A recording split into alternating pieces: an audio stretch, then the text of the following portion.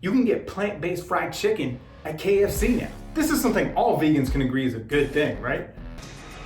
Wrong.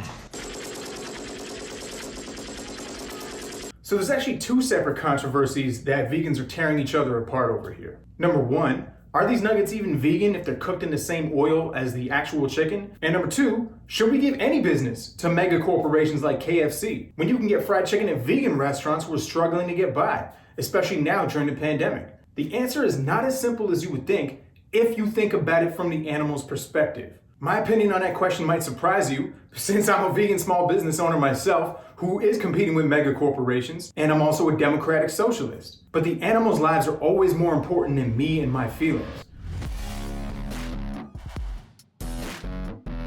Okay, so first of all, for question number one, should we be eating food that was fried or grilled or barbecued on the same surface as actual animal flesh?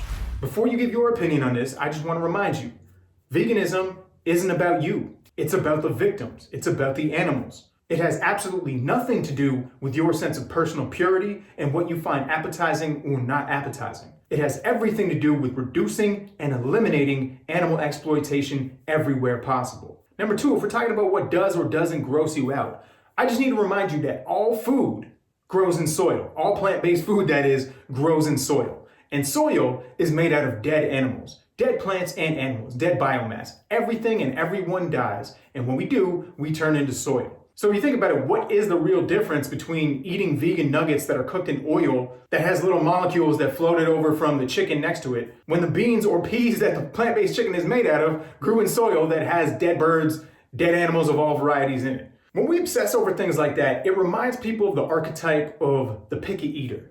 And nobody likes picky eaters. It puts the focus on the food and little trace substances, rather than putting the focus on the animals. Frankly, it doesn't improve anybody's perception of vegans. And even though people's perception of vegans shouldn't affect their decision as to whether or not to eat animals, we're humans. We're not Vulcans or logical computers. People mainly make irrational decisions based on their emotions, and vegans need to accept this and base our activism around that fact if we want to make the biggest difference for the animals who are on the trucks headed for the gas chambers as we speak. So the billion lives at stake question is, will vegans buying KFC help reduce and eliminate animal suffering? So to answer that question, let's use the example of one of the only restaurant chains in the world that's actually bigger than KFC, and that's Subway.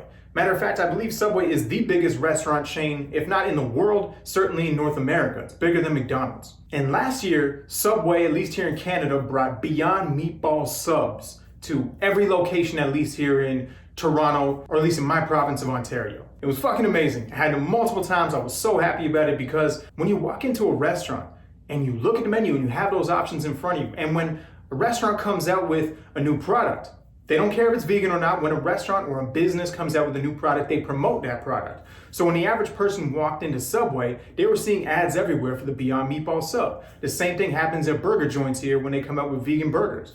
So the average person walking in there to the most popular restaurant in North America is thinking, what do I want today? Ooh, maybe I want to try this. Having that sign there can be more effective than 10 people outside standing around with signs trying to persuade people to change what they eat. If you're appealing to their sense of appetite, of deliciousness, that's gonna have a major impact. If they tried it, it was fucking amazing. But it failed, and I'm not entirely blaming vegans for that failure, but I'm saying maybe we should have done more to support it, because I have no doubt that the consequences of removing that from the menu have been deadly on a mass scale for cows around the world.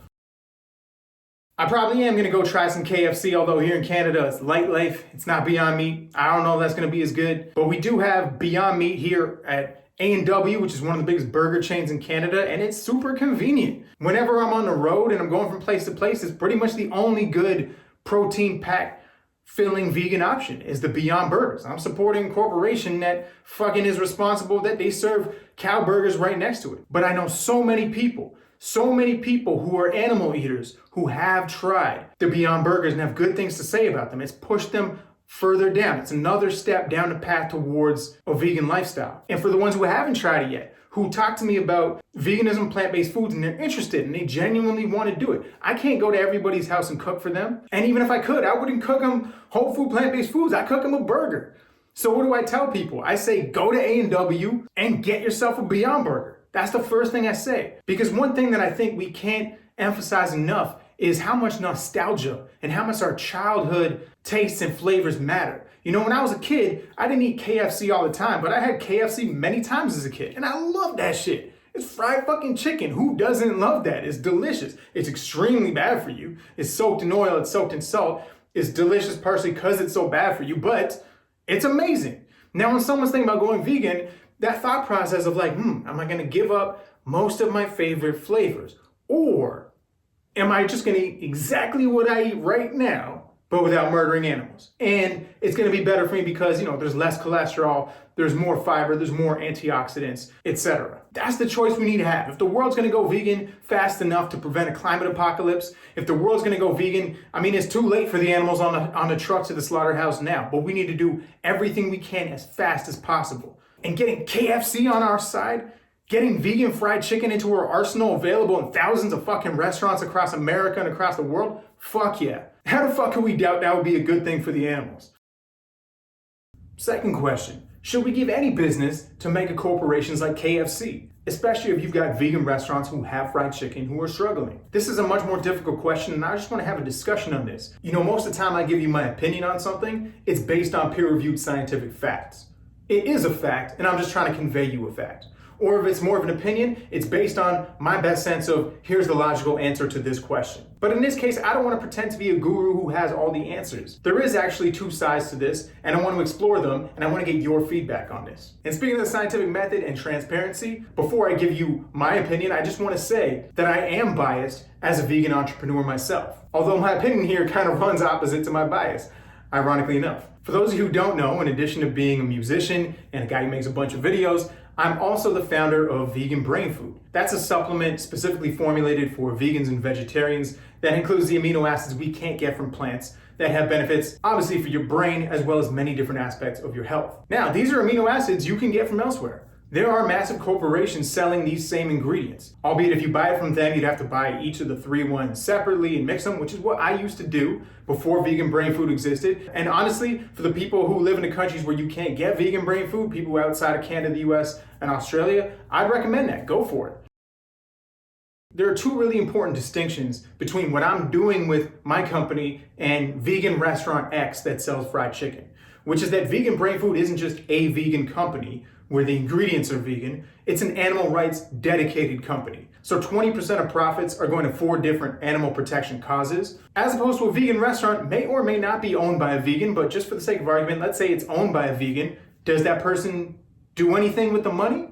Do they give anything back to the animals? Do they donate it? Or do they just live in a mansion? Or in many cases, maybe they're struggling themselves. Maybe they're just struggling to get by. Many of them will fail, will go bankrupt. So maybe we should support them for that reason. But the reason I mention this is because across the board, I just think we should have higher expectations when it comes to vegan food. I don't think it's good enough to say, oh, this didn't result in the torture and murder of animals. Cool, we have tons of options now. We should expect more. If we've got 5 different soy milks available, if one of those soy milks gives a percentage of profits to the animals, we should all support that one. That's the bigger dream that I'm working on with Animal Rescue Life. I hope we have our own soy milk one day. I hope we have our own burgers someday. But in the meantime, all things being equal, definitely support companies that give back. I didn't invent this concept. Miyoko's is doing this. She runs her own sanctuary. She's amazing. Shout outs to Miyoko. Shout outs to Trupo Treats, Milk Chocolate. We need to raise the bar because it's not just about doing more good. The earth is on fire. The earth is dying. There's a mass extinction in progress, and there's thousands of animals being murdered every second. We need to do everything we can and make our money work for us when we're buying food, when we're buying supplements, etc. The second huge difference is when you're comparing food that you would get at a brick and mortar location at a physical spot versus something you buy online, as in the case of vegan brain food.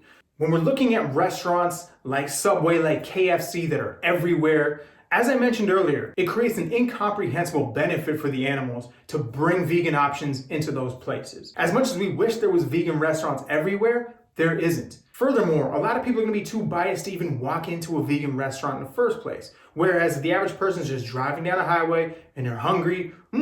KFC. I could go for that right now. Oh, what's this? Plant-based chicken? Well, I saw the Game Changers last week. I'm actually kind of interested in that. Let me try this. Oh, fuck. It's amazing. That person from now on, maybe they're not going to go vegan, But maybe the 20 other times that year they're going to be pulling off the highway to get fried chicken is going to be Beyond Chicken at KFC. So as much as I would prefer to support the vegan businesses, the one thing you can say if the vegan restaurant is owned by a vegan is say, okay, well, at least that person, the person who owns it, if they're not giving anything to charity, at least the person who owns it, their groceries are not going to go towards killing animals. That's important if the owner's vegan. And I would say all things equal, like myself, if I was hiring a web designer and I had two people with equal skills, but one person's vegan, one person's not, obviously I'm going to hire the vegan because I don't want to give the animal eater money so he can go to the supermarket and demand animals get murdered.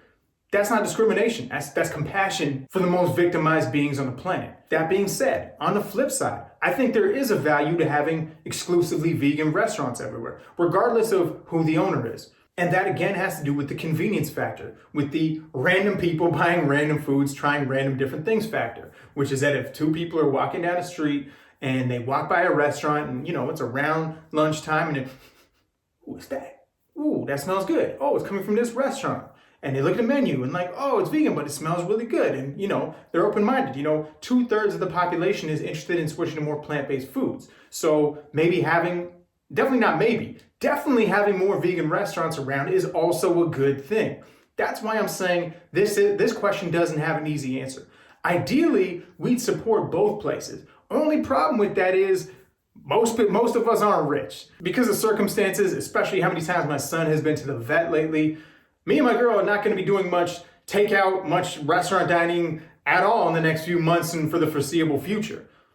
We got our priorities straight. Our dog's health is the priority. So we're going to be cooking at home more. And there's people in much, much worse financial situations than me, people who are struggling to get by. We can't say, oh, just do both. Just eat at them both all the time. Although, to people who do have disposable income, to people who, for whatever reason, are eating out all the time, are doing takeout all the time, to you, I would say, maybe the best thing is to do both. Support your vegan restaurants, support vegan options at restaurants based on eating animals. Again, I don't claim to have all the answers. What do you think about this? Maybe you thought of something that I haven't thought of. But remember, this isn't a simple, dogmatic, moralistic question, as in, on paper, this is better than that. You have to look at the economics. You have to look at what is the net effect of this action on the big picture of animals getting slaughtered or not. Lastly, I just want to say to anyone who's like, oh, but it's fried chicken, it's not even healthy, we shouldn't be eating that. Man, veganism has nothing to do with health. Whoa, what the fuck did you just say? Yeah, that's right, I said it. You can be plant-based for your health, but if it's just for your health, what's the big deal if you eat a cow or eat a pig or eat a chicken on a weekend or once a month or something? That's not going to have a major impact on your health. The only real reason to be vegan is for the benefit of the animals who you're not exploiting and killing, both directly and in terms of habitat destruction, the climate emergency, and the ecological impacts of animal consumption. But when it comes to health, yes, it is healthier, obviously, to eat plants, but some of the longest lived, healthiest people in the world are Okinawans. And while they do have a largely plant-based diet, they also eat fish. And one of the reasons that epidemiologists theorize that Okinawans live so long has to do with the isoflavones in the soy that they eat a lot of, as well as the taurine in the fish that they eat. Now, you don't need to eat fish to get taurine. It's not in plants, but you could get it in a supplement. It's the second ingredient in vegan brain food. My point is, if a study comes out tomorrow, like many studies have already coming out saying fish might be good for you for this reason, fuck that. I'm not going to be eating fish. The reason I'm vegan isn't just for my health. Sometimes I drink beer on the weekend, okay? Apparently no amount of alcohol is good for your health, but I like to have a beer every now and then. I like fucking chips. I like French fries. That's not good for my health. But I still eat them sometimes because that's a personal choice. Killing someone is not a personal choice. And that's the reason that we're motherfucking vegan. Anyways, thanks for hearing me out. I genuinely want to hear your opinions, so please let me know. Live long and prosper, and vegan power.